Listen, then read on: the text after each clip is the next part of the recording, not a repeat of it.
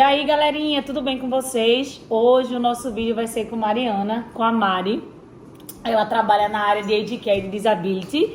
E também ela e o partner dela, né, o esposo dela, ele é da Colômbia. Ambos trabalham com Disability e eles estão sendo sponsorados, né, por uma empresa aqui de Adelaide. E Mari é formada em... Fala um pouquinho, Mari, de tu lá. Eu sou assistente social, formada pela Federal do Recife, em Pernambuco, né? Mas aqui eu sou Disability Support Worker e Aged Care Support Worker. Mari trabalha nessas duas áreas, né? Que é a coisa mesma que é Disability e Aged Care. Porém, como você estava me falando, na área de Disability, são pessoas que têm algum tipo de deficiência. Assim, eu trabalho com Disability, que são pessoas... É na própria casa da pessoa, então a gente vai... Normalmente são pessoas com deficiência física ou mental. Sim. Pode ser idosos também, mas normalmente são pessoas deficientes físicos ou mental. E aí a gente vai na casa das pessoas, cuida dela na casa das pessoas e vai embora para a próxima casa. E eu também trabalho no Aged Care, que é como se fosse um abrigo de idosos, que... a maioria desses idosos, eles são pensionados, né? Eles não são parte de um... Eles não têm aqui na Austrália a gente tem um NDIS, sim, que é um fundo que é dado para as pessoas que são deficientes. Por exemplo, eu sofri um acidente aqui na Austrália, eu vou ganhar esse fundo. E aí esse fundo vai me cobrir casa, alimentação, fisioterapia ou qualquer coisa que eu precisar. Só que esse fundo, ele só é até os 55 anos de idade. Se você passar dessa idade, é só se você for pensionado pelo governo, como se fosse aposentado mesmo. O Aged Care, normalmente, só é os velhinhos que são pensionados, né? Que não têm dinheiro suficiente para ter o cuidado em casa. Então eles vão para um abrigo. Mas é um abrigo de alto nível, né? Se você compara com o do Brasil. Não compara com o do Brasil, né? Que na época também eu fiz uns estágios. É de alto nível. Cada um tem o seu quarto, tem o seu banheiro. Eles têm cozinheiros lá que fazem os menus diferenciados. Arrasou. Então, totalmente diferente do Brasil, né? Queria que o Brasil tivesse... eu acho que no Brasil tem alguns que são bem caros, né? Que você tem esse mesmo suporte. Mas aqui, tipo, até os mais baratinhos, eles têm que ter esse suporte porque é por lei, então é tudo legislado, né? Trouxe a pessoa certa aqui pra vocês, gente. Ô Mari, e uma pergunta também que é super importante, que a gente tava conversando aqui, o que todo mundo pergunta, que eu já vi vídeos de pessoas falando que se você não tiver inglês, você pode trabalhar com idoso e com disability aqui na Austrália. É verdade isso? É quase impossível você trabalhar como carer, né? Como support worker, se você não tiver inglês. Primeiro porque você precisa atender as necessidades de uma pessoa. Se você não entende essa pessoa e aquela pessoa não lhe entende, você não vai atender as necessidades. Se aquela pessoa sentir uma dor e você precisar ligar para a ambulância, ou se acontecer alguma emergência, ou se ele quiser comer alguma coisa específica, ou se ele quiser ir no banheiro e ele... Então você tem que se comunicar com aquela pessoa. Claro que você não precisa ser... proficiência em professor de inglês. Um advance, né? Ter o advance, mas né? você precisa se comunicar, principalmente se você trabalha, por exemplo, com pessoas que têm... As pessoas que têm físico, que eles podem conversar com você, mas eles só, sei lá, eles não conseguem andar. Essas pessoas, eles vão querer um cuidado específico. Por exemplo, eu quero ir no banheiro, então você tem que se comunicar com aquela pessoa. Se for mental, vai ser mais complicado, porque às vezes ele tem dificuldade de falar... E aí você também se comunicando com dificuldade, eles também não vão entender, eles podem ficar frustrados, com raiva, né? Eu geralmente prefiro trabalhar mais com físico, que eu também trabalhei na área, às vezes eu faço um shift mais na área, que é a master. Eu prefiro mais físico. Assim, a gente precisa se comunicar com outras áreas, com enfermeiras, com coordenadoras. Sim, boa, com verdade, também tem isso. Com a família liga e pergunta aí como é que ele tá.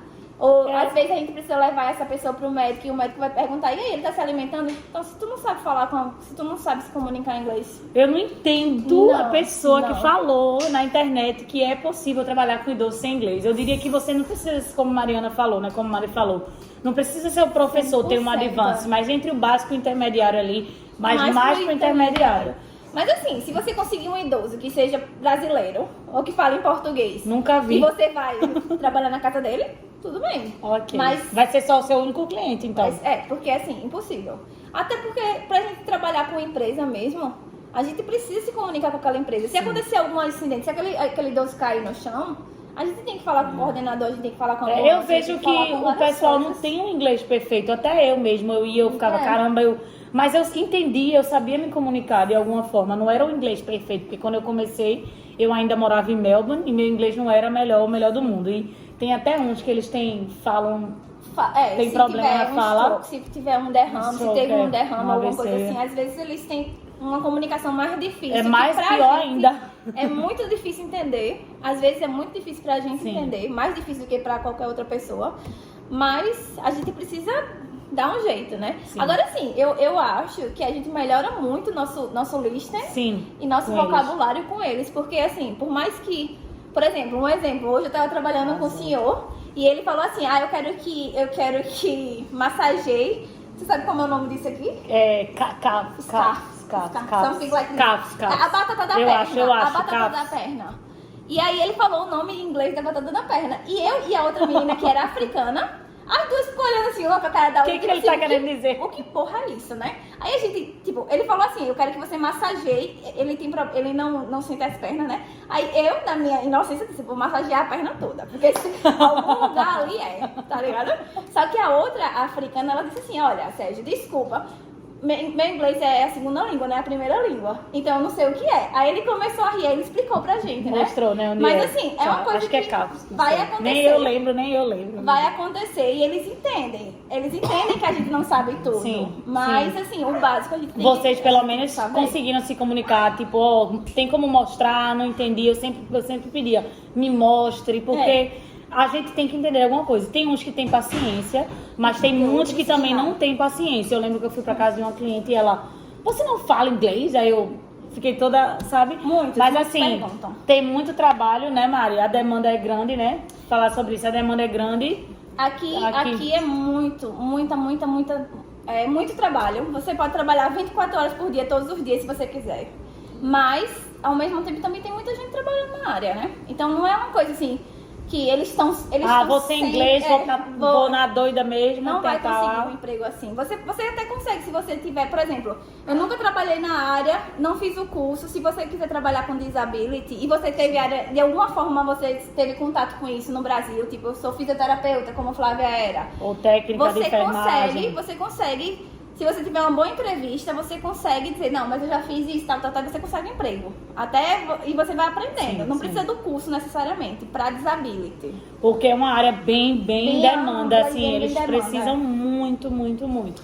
Mas não ao ponto de tipo, se você dizer não tem assim, nada... zero inglês, vem. Porque vai ser, em vez de eles terem uma solução, alguém para trabalhar, vai ser um problema. Porque essa pessoa não vai entender inglês. Como é que vai mandar para casa do cliente?